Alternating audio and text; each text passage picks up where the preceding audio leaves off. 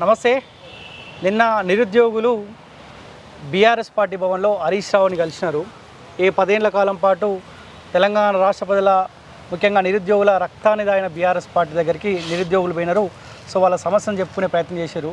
So Harish Rao కూడా నిన్న Congress party పైన రెచ్చిపోయినాడు. ఇప్పుడు చర్చ ఏంటంటే 10 ఏళ్ల కాలం పాటు నిరుద్యోగులను మోసం చేసిండు హరీష్ రావు. మళ్ళీ హరీష్ రావు దగ్గరికే నిరుద్యోగులు ఎందుకు పోయారని చర్చ కూడా బయట బలంగా జరుగుతూ ఉంది. సో ఈ అంశాలపైన మాట్లాడదాం. మనతో పాటు Congress party general secretary Chenagani Dayakar గారు మనతో పాటున్నారు. అన్న నమస్తే. నమస్తే. అన్న నిరుద్యోగులు హరీష్ రావుని కలిసినారు. సో హరీష్ రావు కూడా మీ కాంగ్రెస్ పార్టీ పైన విరుచుకుపడ్డాడు. 1,62,000 ఉద్యోగాలు మేము 10 ఏళ్ల కాలంలో ఇచ్చినాం, కాంగ్రెస్ పార్టీ 12,000 ఉద్యోగాలు ఇచ్చిందని చెప్పి హరీష్ రావు అంటూ ఉన్నారు. సో మీరేం చెప్తారు? హరీష్ రావు ఈరోజు నిరుద్యోగుల్ని డోకా చేసి దగా చేసి ఈరోజు ముసలి కన్నీరు నిరుద్యోగుల పేరుతో ముసలి కన్నీరు గారుస్తూ ఉన్నాడు. అసలు హరీష్ రావు నిజంగా చిత్తశుద్ధి ఉంటే గన్ పార్క్ అయినా సిద్ధమే, లేకపోతే హరీష్ రావు సిద్దిపేటకైనా మేము సిద్ధమే. చర్చించే దమ్ముందా? నువ్వు ఇచ్చిన ఉద్యోగాలు లెక్క తీసుకొని రా, మేము ఇచ్చిన ఉద్యోగాలు లెక్క తీసుకొని వస్తాం. నీకు నిజంగా చిత్తశుద్ధి ఉంటే నువ్వు మా చర్చకు సిద్ధంగా పెట్టు, అది ఎక్కడికైనా మేము రావడానికి సిద్ధం. ఈ సొల్లు కబుర్లతోని కాలయాపన చేసి మళ్ళీ ఒకసారి నిరుద్యోగుల్ని ఒకసారి రెచ్చగొట్టి వాళ్ళ ఉన్నటువంటి ఉద్యమాన్ని మళ్ళీ ఒకసారి చలిగాసుకోవడానికి హరీష్ రావు సిద్ధమవుతుండేమో. కానీ ఒకప్పుడు తెలంగాణ ఉద్యమంలో అమాయకుల్ని రెచ్చగొట్టి చలిగాసుకొని పేరగాన్ చెప్పులు కూడా లేని హరీష్ రావు ఇలా 1,000 కోట్ల ఆస్తులు ఎక్కడి నుంచి వచ్చినాయి బిడ్డ? తెలంగాణ అనే ఒక రాష్ట్ర ఆవిర్భావం ఒకటి ఆ ఉద్యమం పేరు మీదనే కదా నేను అనేది. మామ చాటును అల్లుల్లాగా చేరి ఉద్యమంలాగా చేరి అనేక ఉన్నటువంటి హింసాత్మకకు పాల్పడినటువంటి నువ్వు మళ్ళీ తెలంగాణ యువతని ఇవాళ రెచ్చగొట్టే పనిగా ఈరోజు నీ ఉద్యోగాల గురించి నువ్వు మాట్లాడతావా? ఇలా మురళి ముదిరాజు నాయకు ఆత్మహత్యకు కారకుడు నీ కాన్స్టిట్యూన్సీ మెదక్ జిల్లా. అతను ఆత్మహత్య చేసుకుంటే కనీసం నువ్వు ఫోన్లో మాట్లాడలేనుడి. ఆ కుటుంబానికి కనీసం ఉద్యోగం ఇస్తేనే మాటిచ్చి తప్పినవని నువ్వు ఇవాళ నిరుద్యోగుల గురించి మాట్లాడతావు. ఇవాళ అనేక ఉన్నటువంటి ఆనాడు 10 ఏళ్ల పాటు నిరుద్యోగుల గురించి అవహేళనగా మాట్లాడి హీనంగా మాట్లాడి నిరుద్యోగులను ఒక పురుగుల్లాగా చూసినాడు. నువ్వు ఇవాళ బీఆర్ఎస్ భవన్ పిలిపించుకొని నిరుద్యోగుల మీద నీకు సడన్లీ ప్రేమ వచ్చిందంటే అది ముమ్మాటికి నువ్వు ద్రోహం తలబెట్టినోడే తలగూరు పెట్టినట్లాగుంది. కాబట్టి తెలంగాణ నిరుద్యోగ యువత నమ్మాల్సిన అవసరం లేదు. వాడు దొంగ అసలు నిరుద్యోగులకు డోకా చేసిన దగ్గరికి మీరు వెళ్ళాల్సిన అవసరం లేదు. మన కళ్ళల్లో నెత్తురు చూసినోడు, మనకు ఉరేసినోడు, మనకు ఉన్నటువంటి మన లాఠీ చార్జ్ చేసినోడు, మనల్ని జైళ్ళలో పెట్టినోడు, మన మీద కేసులు పెట్టిన దగ్గరికి మన ఆత్మగౌరవం చంపుకోవాల్సిన అవసరం లేదు. మీకు ఎప్పుడు కూడా అండ అయినా జెండా అయినా అది కాంగ్రెసే. మనకు రేవంత్ అన్న ఉన్నాడు, ముఖ్యమంత్రి గారు ఉన్నారు, కాంగ్రెస్ పార్టీ ఉన్నది, మనకు గాంధీ భవన్ ఉంది. మీకు కాస్త బాధ ఉండొచ్చు, ఆవేదన ఉండొచ్చు, కానీ మేము కానీ కాంగ్రెస్ పార్టీ కానీ ముఖ్యమంత్రి గారు కానీ ఈ ప్రభుత్వం కానీ నిరుద్యోగుల పక్షపాతమే.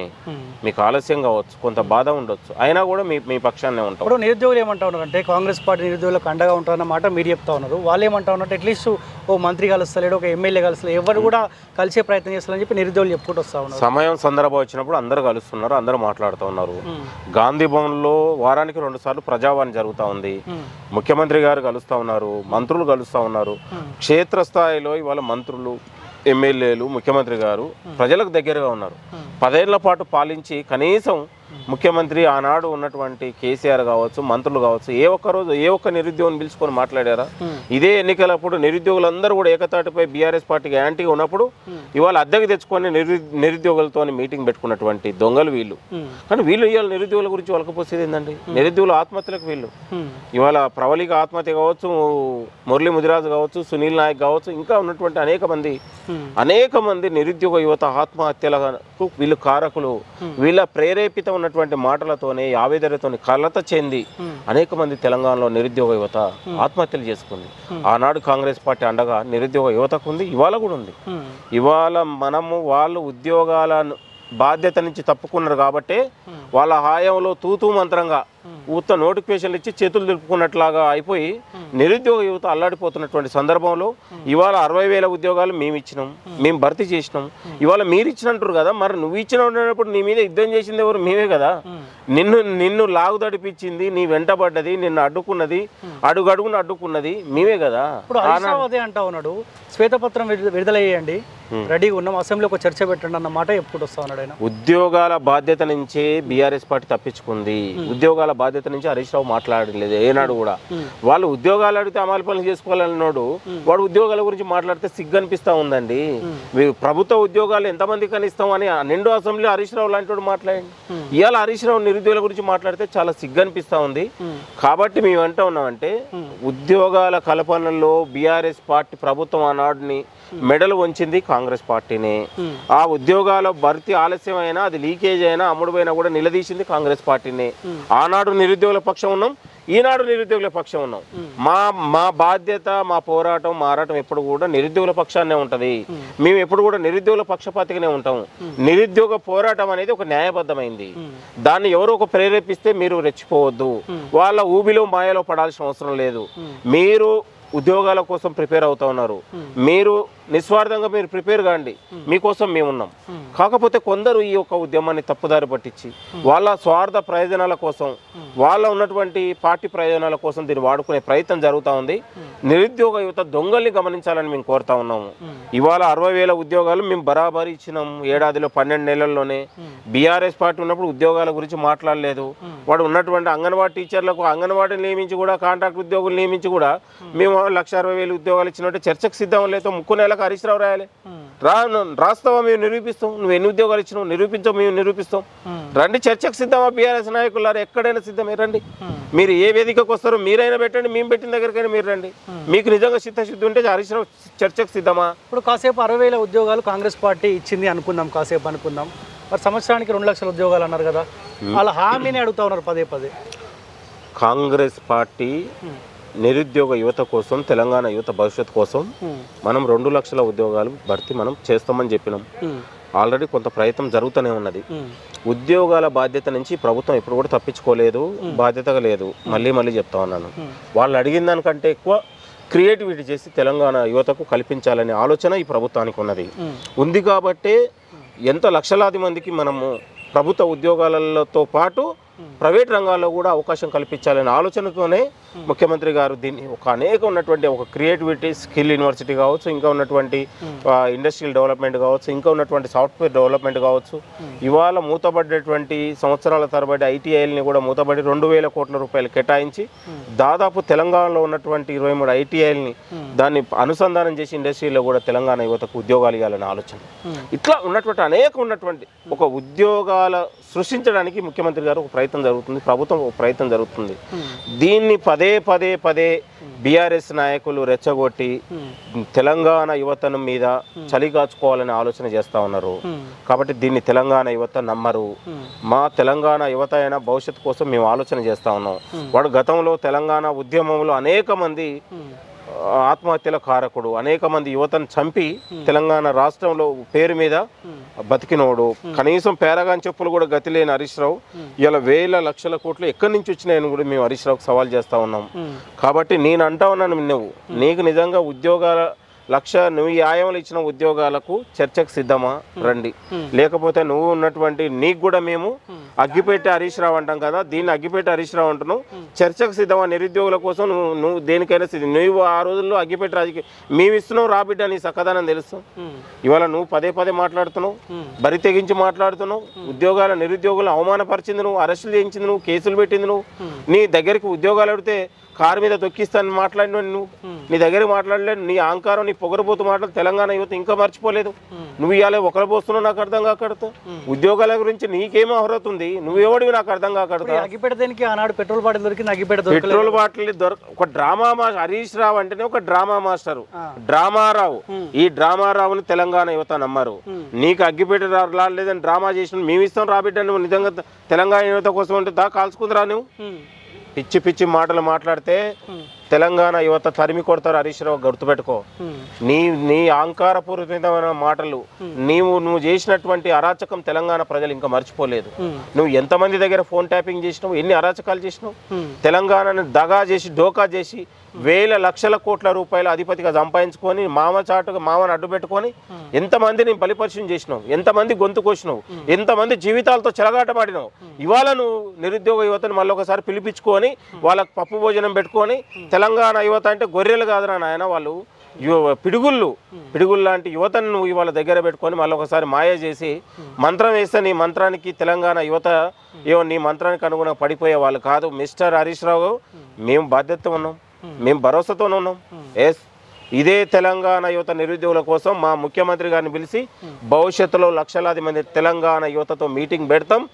పెద్ద ఎత్తున ఈ తెలంగాణ యువతతోనే చప్పట్లు కొట్టి పాలాభిషేకం చేయబోతాం.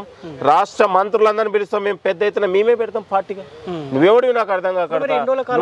నిరుద్యోగుల వెనకాల ఆ పార్టీ ఉంది, ఆ నాయకుడు నన్ను బంధం నిరుద్యోగుల పని చేశారు. వాళ్ళు ఓపెన్గానే ఇప్పుడు ప్రతిపక్ష పార్టీ సంబంధించిన నాయకుల సపోర్ట్ తీసుకుంటా ఉన్నారు. ఇక్కడ కాంగ్రెస్ పార్టీకి ఏమన్నా ఇబ్బంది అవుతుందా? అందరు ఏకమైతారు, ఏమి ఇబ్బంది కాదు. సచివాలయం ముట్టడి చేస్తారు. వాళ్ళకి తెలుసండి, నిరుద్యోగులు అమాయకులు, వాళ్ళు చదువుకునే పిల్లలు, వాళ్ళకి ఎప్పుడు కూడా ఉద్యోగాలు కావాలి, రాజకీయాలతో సంబంధం లేదు. కాకపోతే వాళ్ళ కొంతమందిని చేరదీసి హరీష్ రావు లాంటి వాళ్ళు రెచ్చగొట్టే ప్రయత్నం జరుగుతుంది. తెలంగాణలో నిరుద్యోగులు అమాయకులు, వాళ్ళు పేద మధ్యతరగతి విద్యార్థులు నిరుద్యోగులు. వాళ్ళు అనేక సంవత్సరాల తరబడి డిగ్రీతో మెరిట్తో పీజీ అయిపోయి ఉద్యోగాల కోసం ప్రిపేర్ అవుతున్నటువంటి బిడ్డలు, తెలంగాణ పిల్లలు, వాళ్ళు తెలంగాణ విద్యార్థులు. వాళ్ళను కాపాడుకోవాలనే కదా ఈ ప్రభుత్వం గొప్ప ఆలోచన చేసింది. అంత గొప్ప ఆలోచన చేసింది కాబట్టి మేము ఆర్టీసీ క్రాస్ చిక్కడపల్లి దగ్గరికి వెళ్ళి రాహుల్ గాంధీ లాంటి వాళ్ళని ఓదార్చింది, దగ్గరికి చేర్చుకుంది, కడుపులో పెట్టుకుంది. ఇప్పటికి కూడా అదే మేము అంటున్నాం. కాంగ్రెస్ పార్టీ ద్వారానే ఉద్యోగాలు స్వాధ్యం. ఈ ప్రభుత్వంలో తెలంగాణ యువతకు పెద్దపీట వేసింది. నిరుద్యోగుల భర్తీల కోసం ఆలోచన చేస్తూ ఉంది. ఉద్యోగాలు ఇవ్వాలన్న ఆలోచన ఈ ప్రభుత్వానికి ఉంది. గత ప్రభుత్వంలో ముఖ్యమంత్రి గారు నిరుద్యోగుల గురించి మాట్లాడారండి. నిరుద్యోగుల పేర్లను ఎవరైనా తీశారా? ఉద్యోగాల గురించి అసలు ప్రస్తావన తీసుకొచ్చారా? అసెంబ్లీలో అనేక మంది కాంగ్రెస్ పార్టీ శాసనసభ పక్ష నేతలు మాట్లాడితే కూడా కనీసం పెడచెవిన పెట్టాడు. ఇదే కేసీఆర్ అసెంబ్లీలో ఎన్నిసార్లు జాప్యం ఏం లేదు. ప్రభుత్వం వచ్చినటువంటి 18 నెలలే, ఇంకా పూర్తి ప్రభుత్వం అయిపోలేదు. ఇంకా 3.5 అయింది. మళ్ళీ వచ్చే 5 ఏళ్ళు కాంగ్రెస్ ప్రభుత్వమే ఉంటుంది. ఈ 3.5 ఏళ్లలో అనేక ఉన్నటువంటి పరిణామాలు జరుగుతాయి. అనేక ఉద్యోగాల భర్తీ ఉంటుంది, నోటిఫికేషన్లు ఉంటాయి. ఎందుకు తొందరపాటు? ఓపికతో ఉండండి. తెలంగాణ ఈ ఓపికని, ఈ యొక్క వాళ్ళ యొక్క మౌనాన్ని వీళ్ళు కొంతమంది రెచ్చగొట్టే ప్రయత్నం జరుగుతూ ఉంది. మేము వాళ్ళ పక్షాన ఉన్నాం కదా. మేము ఎక్కడ కూడా వాళ్ళకు అన్యాయం జరగదు. ఇప్పుడు కూడా ఈ ప్రభుత్వం ఇప్పుడు 60,000 ఉద్యోగాలు ఇచ్చామని కాంగ్రెస్ పార్టీ నాయకులు మాట్లాడితే చెప్పులు తీసుకొని కొడతామన్న మాటలు కూడా మాట్లాడారు. కొందరు దళారులు, లంపెనగాళ్ళు అడ్డాలు కొలిగే ఇష్టానుసారంగా కాంగ్రెస్ వాళ్ళు చెప్పుతలు, ఆ చెప్పులతోనే మేము కొట్టిస్తాం రా. ఎవడరా నువ్వు? నాకు అర్థం కాక పిచ్చి మాట మాడితే నాలుకే కోస్తాం బిడ్డ.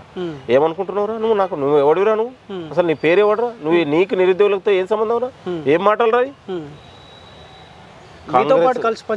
కాంగ్రెస్ కార్యకర్తలు, కాంగ్రెస్ నాయకులు మౌనంతో ఉన్నారు. మేము ప్రజల కోసం ఓపికతో, సహనంతో ఉన్నాం. ప్రజలకు జవాబుదారీగా ఉండాలి.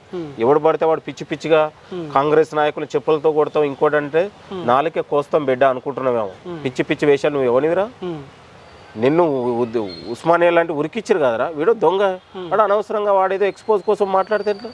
చెప్పుల తీసుకొని కొడతామా అని ఆల్రెడీ కేసు కూడా పెడతాం. భవిష్యత్తులో స్టేషన్లో ఆల్రెడీ గతంలో పెట్టినాం, ఇప్పుడు కూడా పెడతాం. పిచ్చి మాట్లాడితే వాణి చెప్పు దిగుతుంది, గుర్తుపెట్టుకో. పైన సవాల్ విసురుతుండు. ఒకవేళ కనుక మీరు ఇచ్చినట్టు నిరూపిస్తే నేను మీసాలు తీసుకొని తిరుగుతా, సగం మీసాలతో తిరుగుతా అంటాను. వాడు ఒక దొంగ, వాడి గురించి మనం మాట్లాడాల్సిన అవసరం లేదు. వాళ్ళ ఎక్స్పోజ్ కోసం కాంగ్రెస్ నాయకుల్ని తిడితే నేను పెద్ద లీడర్ని అయితే ఏదైనా పార్టీలలో నాకు ఏమైనా పోస్ట్ ఇస్తారో అని పిచ్చి మాట్లాడవచ్చు. ఇంకోసారి అలాంటి పిచ్చి మాటలు మాట్లాడితే చాలా సీరియస్గా ఉంటుంది. ఇష్టానుసారంగా మాట్లాడొద్దు, బరి తెగించి మాట్లాడొద్దు, పద్ధతిగా డెమోక్రటిక్గా మాట్లాడు. ఒక నువ్వు లీడర్ కావాలని లీడర్గా మాట్లాడు. నువ్వు ఇష్టానుసారంగా కాంగ్రెస్ నాయకులు చెప్పుతో కొడతంటే ఎంతవరకు అండి? మీలాంటి వాళ్ళు కూడా దాన్ని ఎంకరేజ్ చేయొద్దు దయచేసి. నేను అనేది అది దాన్ని పార్టీ కూడా చాలా తీవ్రంగా పరిణమిస్తుంది. అలాంటి వాడిని ఎప్పుడు కూడా మేము క్షమించాం. భవిష్యత్తులో కూడా ఎక్కడ కూడా అప్పుడైనా ఇప్పుడైనా విద్యార్థి పక్షాలు ఉన్నాం. 10 ఏళ్ల పాటు కష్టకాలంలో మేము ఉన్నాం. మమ్మల్ని అరెస్ట్, జైలు, ఇదే మురళీ ముదిరాజ్ చనిపోయినప్పుడు విచ్చలవిడికి లాఠీచార్జ్ జరిగింది. అర్ధరాత్రి 12 గంటలకు 1 గంటలకు మేము లాఠీచార్జ్ తిన్నాం. శవం దగ్గర మేమున్నాం.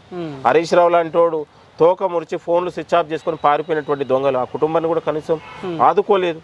ఇవాళ మేము అండగా ఉన్నాం, మేము ఎమ్మటి ఉన్నాం, న్యాయం చేయాలి.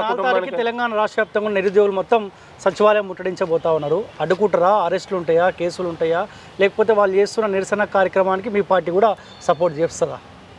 మేము నిరుద్యోగుల ఉద్యమాన్ని ఎప్పుడు కూడా మేము తప్పుపట్టాం. ఈ కాంగ్రెస్ ప్రభుత్వం వచ్చిన తర్వాత ధర్నాలు పోరాటాలు ఉండాలనేది ఉద్దేశంతోనే 10 ఏళ్ల పాటు మూసివేయబడినటువంటి ధర్నా చౌక్ లాంటి దాన్ని కూడా ఈ ప్రభుత్వం వచ్చిన తర్వాత దాన్ని ఓపెన్ చేసి తెలంగాణలో పౌర హక్కుల్ని, మానవ హక్కుల్ని, ప్రజాస్వామ్య హక్కుల్ని కాపాడే విధంగా ఈ ప్రభుత్వం కృషి చేస్తూ ఉంది. కాంగ్రెస్ పార్టీ కూడా ఎప్పుడు కూడా సివిల్ సొసైటీ కానీ లేకపోతే ప్రజాస్వామ్య హక్కులకు వ్యతిరేకం కాదు. అందులో భాగంగానే వాళ్ళ ధర్నాలు, పోరాటాలు, న్యాయబద్ధమైన పోరాటాలు జరుగుతూనే ఉంటాయి. సాధ్యాలను బట్టి ప్రభుత్వం ఎప్పుడు కూడా స్పందిస్తూనే ఉంటుంది. ఎప్పుడు కూడా దాని పట్ల మేము పెద్ద తప్పుగా మనం చూడం. ఎవరి హక్కును వాళ్ళు ఇది చేసుకోమని. కానీ హక్కుకు పోరాటానికి కూడా ఒక హద్దు ఉంటుంది, ఒక వేదిక ఉంటుంది, ఒక డెమోక్రటిక్ ఉంటుంది. మాట్లాడే వేదికలు ఉన్నాయి, పోరాటం చేసే ఉన్నాయి. ఉద్యమాల్లో పోరాటాల్లో కూడా రకాలు ఉంటాయి. ఒకరు ప్రేరేపించి ఇంకొకరు మనల్ని బరితెగించేటట్లాగా ఇంకొకరు చలిగాచుకునే ఉద్యమాలకు మనం అవకాశం ఇవ్వద్దని తెలంగాణ యువతకు నేను కోరుతా ఉన్నాను. సో నిరుద్యోగుల అంశం ఎట్లా ఉంటే నిన్న ఒక టీవీ ఛానల్ పైన బీఆర్ఎస్ సంబంధించిన నాయకులు కొంతమంది దాడి చేసినారు. 10 ఏళ్ల కాలం పాటు వాళ్ళు అధికారంలో ఉన్నప్పుడు అదే దాడులు చేశారు. ప్రతిపక్ష హోదాలో కూడా అదే దాడులను ఎంకరేజ్ చేస్తూ ఉన్నారు. మీ పార్టీ ఏమైనా కట్టడి చేసే ప్రయత్నం చేస్తారు, లేదంటే ఇటువంటి దాడులను కూడా మీరు ఎన్కేసుకుంటూ వచ్చే అవకాశం ఉంటుందా? మహాన్ న్యూస్ పైన జరిగినటువంటి బీఆర్ఎస్ దాడి అది చాలా ముమ్మాటి. ఆ దాడిని మేము తీవ్రంగా ఖండిస్తూ ఉన్నాం. ఇవాళ కాంగ్రెస్ ప్రభుత్వం వచ్చిన తర్వాత మీడియా, పత్రికా స్వేచ్ఛకు మనం కాపాడుతున్నాం. బీఆర్ఎస్ నాయకులు ఇవాళ బరి తెగించి వాళ్ళ యొక్క చీకటి రహస్యాలను బయట పెట్టినందుకే తట్టుకోలేక కేటీఆర్ కనుసైగలతో జరిగినటువంటి దాడి. ఇవాళ బీఆర్ఎస్ పార్టీ కేటీఆర్కు నేను సవాలు విసురుతా ఉన్నాను. మీరు మీడియాపై జరిగినటువంటి దాడిని ఖండించి మీడియాకు పాల్పడినటువంటి పార్టీ, మీ పార్టీ నాయకులు సస్పెండ్ చేసే దమ్ము నీకుందా? నేను అంటా ఉన్నాను. క్షమాపణ చెప్పాలి బిడ్డ. ఇది కరెక్ట్ పద్ధతి కాదు. ఇప్పుడు చేపించిందే కేటీఆర్ కదా, ఆయన ఎందుకు సస్పెండ్ చేస్తాడు? ఆయనకి ఇబ్బంది అవుతున్నప్పుడు ఇటువంటి వాళ్ళ కేటీఆర్ రహస్యాలను, చీకటి కోణాన్ని బయట పెట్టిండు కాబట్టి తట్టుకోలేక ఆవేదన చెందే ఇవన్నీ చేశాడు. కేటీఆర్ కనుసగిల జరిగినటువంటి దాడి ఇది. బీఆర్ఎస్ నాయకులు గత ప్రభుత్వం ఉన్నప్పుడు మీడియాని బ్యాన్ చేశారు, ఇప్పుడు బరితెగించారు. అంటే మీడియా వాళ్లకు మాట్లాడితే తట్టుకోలేరు, వాళ్ళకి ఎదురు పెడితే తట్టుకోలేరు.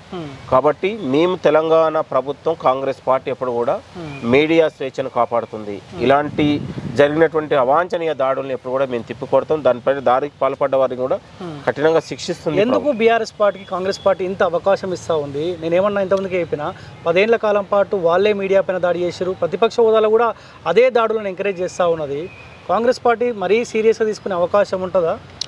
అంటే వాళ్ళకి ఏమాత్రం కూడా అధికార పార్టీ అంటే కూడా ఒక భయం లేకుండా కనిపిస్తూ ఉంది కదా. కాంగ్రెస్ పార్టీ ఇలాంటి దాడుల్ని కానీ ఇలాంటి ఉడత ఊపులకు, తాటక చెప్పలకు భయపడదు. గుర్తుపెట్టుకోండి. తెలంగాణలో ప్రశాంతంగా ఉండడం కోసం లా అండ్ ఆర్డర్ ఉంది. ఎప్పుడు కూడా మనము డెమోక్రటిక్ వ్యవహరించాలనేది. చట్టాన్ని చేతిలో తీసుకొని కొంతమంది మూర్ఖులు ఇవాళ వాళ్ళ యొక్క రాసలీలలు, వాళ్ళ యొక్క చీకటి కోణం, వాళ్ళ యొక్క చీకటి కార్యకలాపాలు ఇవాళ బయట పెడుతున్నందుకే కదా మీడియా పైన దాడి చేసేది. దీనికి ముమ్మాటికి బాధ్యత కేటీఆర్ వహించాలి. కేటీఆరే దీనికి ప్రధాన కారకుడు, కేటీఆరే దీనికి ప్రధాన సూత్రధారి. చాలా సిగ్గుపడతా ఉన్నాం. ప్రభుత్వంలో ఉన్నప్పుడు అరాచకం చేశారు. ఇవాళ ప్రతిపక్షంలో ఉన్నప్పుడు జవాబుదారీగా ఉన్నప్పుడు ఆత్మ పరిశీలన చేసుకోవాల్సింది పోయి ఇవాళ బరి తెగించి వ్యవహరిస్తూ ఉన్నారు. ప్రజలు గమనిస్తూ ఉన్నారు. ప్రజలే వాళ్ళకు బుద్ధి చెప్తారు. ఆల్రెడీ బుద్ధి చెప్పారు, మళ్ళీ ఒకసారి కూడా బుద్ధి చెప్తారు. కాబట్టి ప్రజలే నిర్మాతలు, ప్రజలు తెలివైన వాళ్ళు. ఇలాంటి అందరూ ప్రజలు చూస్తూ ఉన్నారు. కాబట్టి దీన్ని మనం చట్టం పని చేసుకుంటూ పోతుంది. ప్రభుత్వం ఎప్పుడు కూడా ఇలాంటి కార్యక్రమాలని ఉపేక్షించదు. ఈ దాడికి పాల్పడ్డ వాళ్ళని కూడా కఠినంగా శిక్షిస్తుంది. భవిష్యత్తులో కూడా మీడియాను హక్కుల్ని కానీ వాళ్ళ స్వేచ్ఛను కూడా కాపాడుకుంటుంది కాంగ్రెస్ పార్టీ. ఓకే. సో అగ్గిపేట తీసుకుపోతారా హరీష్ రావుకి? అగ్గిపేటది హరీష్ రావుకు మేము వేదిక ద్వారా మేము సవాల్ చేసినాం. నిజంగా చిత్తశుద్ధి ఉంటే రావాలి. నువ్వు ఇచ్చిన ఉద్యోగాలపై చర్చకు మేము సిద్ధమా? నువ్వు నిజంగా తోపు మొగోడివి అయితే, నిరుద్యోగుల కోసం చావడానికి బరితెగించ సిద్ధమైతే మేము అగ్గిపెట్టిస్తాం, రావడానికి సిద్ధమని నేను సవాల్ ఇస్తా ఉన్నాను. ఇవాళ సిగ్గులేని, జవాబు చెప్పలేని ఇవాళ హరీష్ రావు ఇవాళ కేవలం మేకపోతు గాంభీర్యంలాగా యువతను అడ్డు పెట్టుకొని రాజకీయం చేయాలనే దుర్బుద్ధితోని వాళ్ళు కుట్ర చేస్తూ ఉన్నాం. ఖచ్చితంగా హరీష్ రావు కుట్రలను తిప్పి కొడతాం. తెలంగాణ యువతను మేము కాపాడుకుంటాం. Okay, anyway thank you so much. Thank you. So ఇది కాంగ్రెస్ పార్టీ నాయకుడు చెనగాని దయాకర్తో స్పెషల్ ఇంటర్వ్యూ.